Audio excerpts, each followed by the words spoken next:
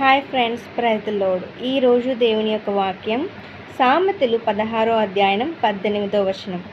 నాశనమునకు ముందు గర్వము నడుచును, పడిపోవుటకు ముందు అహంకారమైన మనస్సు నడుచును.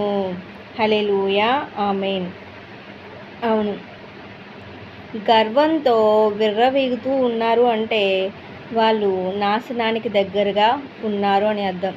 కాబట్టి మనకి ఎంత ఉన్నత స్థితిలో ఉన్నా, ఎంత డబ్బు ఉన్నా, ఎన్ని నగలు ఉన్నా, ఎంత ఉన్నా సరే గర్వం అనేది మనలోకి రాకుండా ఉండాలి. అది భక్తి కూడా అంతే. భక్తి అనేది కూడా ఎక్కువ ఉన్నా సరే ఆ భక్తి గర్వం కూడా మనలోకి రాకూడదు.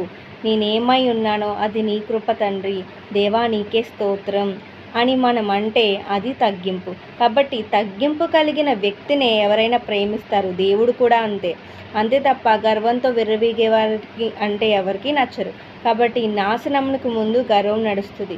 కాబట్టి గర్వం కలిగి మనం ఉండకూడదు. హల్లెలూయా, ఆమేన్.